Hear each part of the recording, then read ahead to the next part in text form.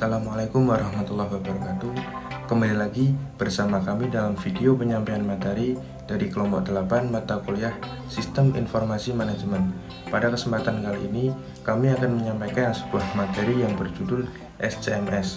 Apa sih SCMS itu? Sebelum lanjut ke pembahasan materi, berikut adalah nama-nama anggota kelompok kami.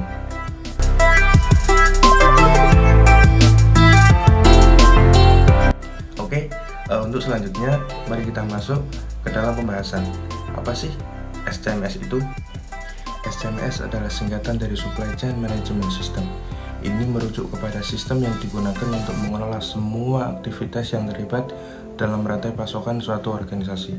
Rantai pasokan mencakup semua tahap dari pengadaan bahan baku, produksi, penyimpanan, distribusi, hingga pengiriman produk akhir kepada pelanggan.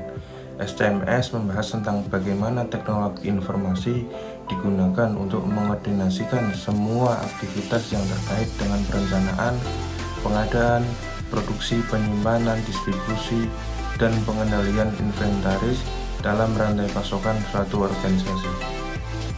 Selain itu, SCMS juga memainkan peran penting dalam mengelola hubungan dengan mitra bisnis dalam rantai pasok seperti pemasok dan distributor, dengan memberikan platform untuk berkolaborasi, berbagi informasi, dan mengkoordinasikan aktivitas bersama guna untuk mencapai tujuan bersama, seperti peningkatan efisiensi dan kepuasan pelanggan. Selanjutnya, strategi yang dilakukan untuk membangun Supply Chain Management System. Berikut beberapa strategi Supply Chain Management System. 1. Fokus ke pelanggan, menilai dan menanggapi permintaan pelanggan, serta mencapai tingkat kepuasan pelanggan yang lebih tinggi. 2. Meningkatkan visibilitas dan kontrol, menggunakan software dan perangkat lunak untuk mengelola data dan mendapat informasi real-time tentang operasi bisnis. 3. Membangun hubungan kemitraan, membangun hubungan yang kuat dengan pemasok dan mitra lain dalam rantai pasokan sehingga perusahaan dapat memperoleh akses ke pengetahuan dan sumber daya yang diperlukan untuk inovasi produk dan proses. 4. Perencanaan pemenuhan permintaan, menggunakan data penjualan sebelumnya untuk merancang tugas dan inventaris, serta melakukan review prosedur dan kebijakan untuk memastikan keduanya tetap relevan. 5. Optimalisasi persediaan, mengelola persediaan dengan efisien yang melibatkan perencanaan yang baik, prediksi permintaan yang akurat, dan pemantauan terus-menerus terhadap level persediaan. 6. Permintaan dengan supplier, memperkuat hubungan dengan pemasok, penting dapat menghasilkan manfaat jangka panjang yang meliputi berbagai informasi, merencanakan bersama. 7. Teknologi dan automasi, menggunakan teknologi seperti perangkat lunak SCMS, analitik prediktif, dan otomasi untuk meningkatkan visibilitas, pengambilan keputusan, dan efisiensi operasional. 8. Manajemen risiko, mengidentifikasi risiko dalam rantai pasokan seperti gangguan pasokan, fluktuasi harga, atau perubahan regulasi, dan merancang rencana cadangan untuk menghadapinya. 9. Optimalisasi produksi, memastikan proses produksi dioptimalkan untuk menghindari pemborosan, menurunkan biaya, dan meningkatkan kualitas produk. 10. Keberlanjutan, memasukkan aspek keberlanjutan dalam strategi SCM, termasuk pemilihan pemasok yang ramah lingkungan, pengelolaan limbah yang efisien, dan pengurangan jejak karbon. Selanjutnya ada proses Supply Chain Management System atau SCMS. Yang pertama ada arus informasi, arus produk, arus keuangan. Yang pertama arus informasi. Permintaan pelanggan. Informasi tentang permintaan pelanggan adalah awal dari rantai pasokan. Ini dapat berupa 1. Pesanan langsung, ramal permintaan, atau umpan balik dari pasar. B. Perencanaan produksi. Informasi dari perencanaan produksi ini menyangkut perencanaan kapasitas, jadwal produksi, dan alokasi sumber daya. C. Pembelian dan pemasaran. Informasi perencanaan produksi diteruskan kepada pemasok melalui pesanan pembelian, termasuk detail produksi yang diperlukan, jumlahnya, dan waktu pengiriman yang diinginkan. D. Pelacakan dan pemantauan. Informasi pelacakan digunakan untuk memantau pergerakan barang melalui rantaian pasokan, melalui dari penerimaan bahan baku hingga pengiriman produk jadi kepada pelanggan.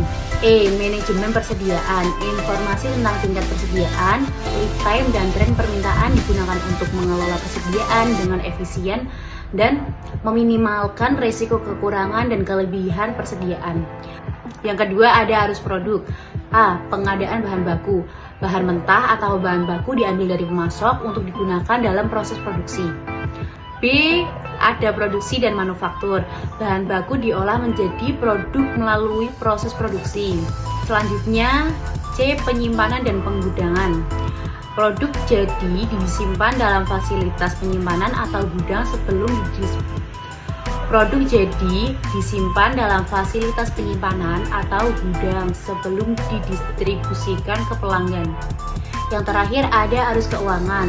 A. Pembayaran dan penagihan. Informasi tentang transaksi pembelian dan penjualan digunakan untuk melalui pembayaran kepada pemasok dan menagih pelanggan. B. Pengelolaan dana.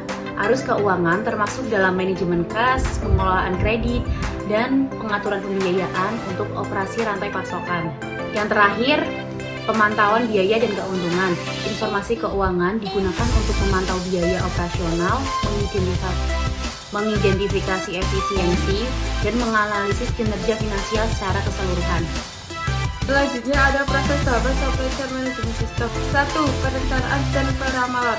Tahap awal dalam SCMS melibatkan perencanaan kebutuhan persediaan berdasarkan permintaan pasar yang diperkirakan. Proses peramalan digunakan untuk memprediksi permintaan masa depan dengan menggunakan data historis dan faktor-faktor eksternal. 2. Ada pengadaan. Pengadaan melibatkan identifikasi, seleksi, dan pemesanan bahan baku atau komponen dari pemasok. Tahap ini juga termasuk negosiasi harga, persyaratan pengiriman, dan ketentuan kontrak. 3. Pembuatan atau produksi. Tahap produksi melibatkan transformasi bahan buku menjadi 3.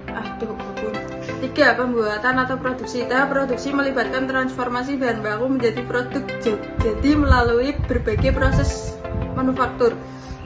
Proses produksi harus dioptimalkan untuk memenuhi target kualitas, waktu, dan biaya. 4. Pengelolaan persediaan. Pengelolaan persediaan melibatkan pemantauan dan pengendalian stok bahan baku, barang dalam proses, dan produk jadi. Tujuan utamanya adalah meminimalkan biaya penyimpanan sambil memastikan ketersediaan yang memadai untuk memenuhi permintaan pelanggan. 5. Ada manajemen pergudangan. Tahapan ini melibatkan penyimpanan, pemrosesan, dan distribusi barang di fasilitas pergudangan. Penggunaan teknologi seperti sistem penyimpanan otomatis dan perangkat lunak manajemen pergudangan membantu meningkatkan efisiensi operasional. 6. Ada transportasi dan distribusi. Proses ini melibatkan pengiriman produk dari fasilitas produksi atau gudang kepada pelanggan akhir, pengelolaan rute pengiriman, pemilihan metode transportasi, dan penjadwalan pengiriman merupakan bagian dari tahap ini. Yang ketujuh ada penyusutan, pemulihan, dan pengelolaan kembali atau reverse logistik. Tahap ini terjadi setelah produk mencapai akhir siklusnya dan melibatkan proses pengembalian produk, pemulihan bahan, dan pengelolaan kembali barang-barang bekas. Reverse logistik bertujuan untuk mengoptimalkan nilai sisa produk dan meminimalkan dampak lingkungan. Oke, selanjutnya di sini saya akan menyampaikan tujuan pemanfaatan SCMS. Tujuan yang pertama untuk meningkatkan efisiensi operasional. SCMS bertujuan untuk mengidentifikasi dan menghilangkan proses yang tidak efisien, mengurangi pemborosan, serta meningkatkan produktivitas dalam rantai pasokan. Hal ini dapat dicapai melalui penjadwalan yang tepat, pengelolaan persediaan yang efisien, dan pengoptimalan aliran kerja. Kedua, tujuan pemanfaatan SCMS untuk meningkatkan responsivitas terhadap permintaan pelanggan. Dalam hal ini, supply chain management bertujuan untuk memastikan bahwa perusahaan dapat merespon dengan cepat dan fleksibel terhadap perubahan dalam permintaan pelanggan, yang mana ini melibatkan penyesuaian persediaan, penjadwalan produksi yang responsif, dan distribusi yang cepat. Yang ketiga, meningkatkan layanan pelanggan. Melalui manajemen rantai pemasok yang efektif, perusahaan dapat meningkatkan layanan pelanggan dengan memastikan ketersediaan produk yang tepat pada waktu yang tepat.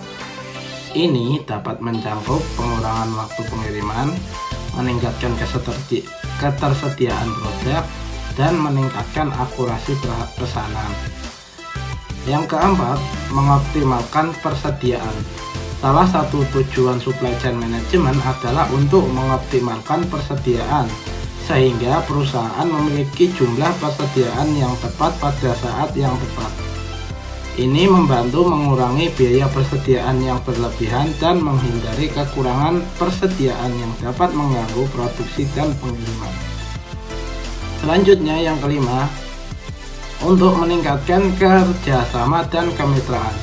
Supply chain management bertujuan untuk meningkatkan kolaborasi dan kemitraan antara pemasok, produsen, distributor, dan pelanggan dalam rantai pasokan. Hal ini dapat dicapai melalui pembagian informasi yang transparan, komunikasi yang terbuka, dan membangun hubungan yang saling menguntungkan. Mungkin itu saja penyampaian materi dari kelompok kami. Sebelum kami akhiri, ada sedikit pantun. Ke pasar beli ikan teri. Teri bagus ada di Banyuwangi. Selesai sudah presentasi kali ini. Mirip kita yang selesai tanpa memulai. Sekian presentasi dari kelompok kami. Mohon maaf apabila ada kekurangan. Semoga bermanfaat. Wassalamualaikum warahmatullahi wabarakatuh.